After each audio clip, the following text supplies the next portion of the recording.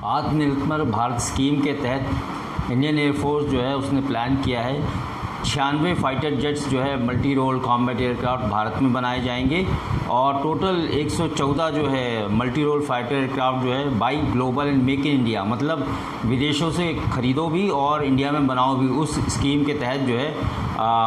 लिए जाएंगे। तो आप सोचिए टोटल 114 जिसमें 96 भारत में बनाए जाएंगे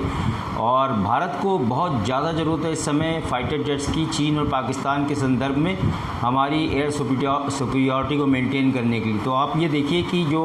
114 फाइटर जेट्स हैं उसमें 96 इंडिया में बनेंगे और 18 जो है सीधा इंपोर्ट किए जाएंगे फॉरेन कंपनी से, जो भी टेंडर एक्शन में जिसका सिलेक्शन होगा उसके लिए। तो हमको ये जो 114 है ये मल्टी रोल फाइटर एयरक्राफ्ट्स हैं जो कि मेक इन इंडिया या बाई ग्लोबल स्कीम के तहत बनाए जाएंगे। तो इंडियन एयरफोर्स ने अभी इनसे मीटिंग की है जो दुनिया में हवाई जहाज बनाते हैं, एयरक्राफ्ट फाइटर एयरक्राफ्ट बनाते हैं, जैसे कि साब, लॉकहीड मार्टिन, बोइंग, एयरकोट कॉरपोरेशन और डसॉल्ट, इन सब से जो है एक मीटिंग हुई है और इसके अंदर अब टेंडर होगा जिसमें 114 फाइटर एयरक्राफ्ट बनाने, उनके मेंटेनेंस और उनके रखरखाव तथा कौन से भारत में बनाए जाएंगे और कितने जो हैं खरीदे जाएंगे, इसके ऊपर बातचीत हुई है। तो आपको मैं बता दूं कि जो ये 114 आएंगे इनके ऊपर बहुत जिम्मेदारी होगी देश की जो है एयर सुपीरियॉरिटी को मेंटेन करने के लिए चीन और पाकिस्तान के ख़िलाफ़,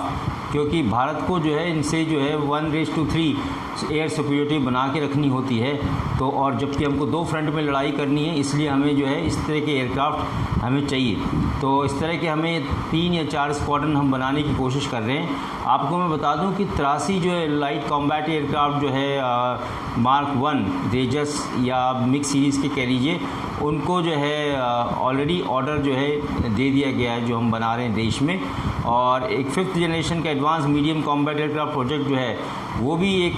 तरीके से काम कर रहा है जो सेटिस्फैक्ट्री है, जो हॉल के अंदर चल रहा है ये प्रोजेक्ट। तो जो एयरफोर्स है वो चाहती है फाइटर जेट्स के हमें कॉस्ट इफ़ेक्टिव सोल्यूशन मिले या ऐसे जहाज़ मिलें जो कि कॉस्ट इफ़ेक्टिव हो,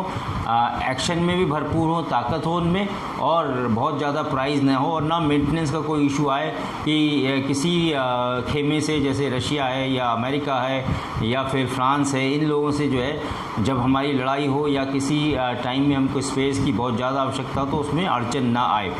तो इसीलिए जो है ये बात हुई है कि 114 ये सीधे जो है ख़रीदे जाएंगे। आपको याद होगा कि हमें रफ़ाल ख़रीदने पड़े थे और हो सकता है फ्यूचर में हमें जो है और रफ़ाल हमको ख़रीदने पड़े, ऐसा सुनने में आ रहा है। क्योंकि रफ़ाल हमने जो ख़रीदे हैं वो स्टॉप गैप मेजर था एक तरह से, और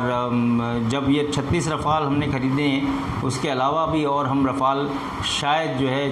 फ्रांस से बात अगर होगी तो उसको ख़रीदेंगे। तो आप ये देखिए कि जो ये 114 प्लस जो रफ़ाल हमारे पास और आएंगे अगर हम एडवांस में ख़रीदते हैं और जो हमने अभी ख़रीद लिए तो हम अपनी जो है कैपेसिटी बिल्ड कर रहे हैं। तो आपको पता होगा कि इस सरकार के पिछले टेन्योर में और अभी के टेन्योर में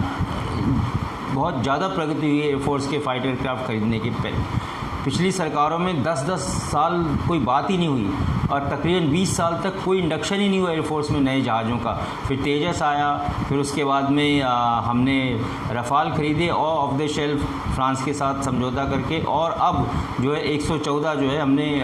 ख़रीदने की या बनाने की योजना बनाई है। तो ये भारत के लिए अच्छा शगुन है, बहुत अच्छी बातचीत है एयरफोर्स के लिए। और पाकिस्तान और चीन का मुकाबला करने के लिए हमें कम से कम जो है ऐसा माना जाता है कि 150 लड़ाकू विमान और चाहिए। 114 ये और हो सकता है रफ़ाल जो है हम टोटल स्ट्रेंथ बना के करीब 150 ऐसे मान के चलने खरीदे, जिससे कि हमारी जो है टोटल स्ट्रेंथ जो अभी रफ़ाल ख़रीद लिए 32-36 और प्लस ये, तो करीब जो है 160-70 जो है फाइटर एयरक्राफ्ट हमारे पास होंगे जो कि मल्टी रोल कॉम्बैट एयरक्राफ्ट होंगे। तो चीन को निपटने के लिए और पाकिस्तान से निपटने के लिए एक साथ दोनों फ्रंट पर हमें इतने जो है फाइटर एयरक्राफ्ट चाहिए। तो खुशी की बात है, मेक इन इंडिया के तहत ये होगा और कितना कंस्ट्रक्शन इंडिया में होगा और कितना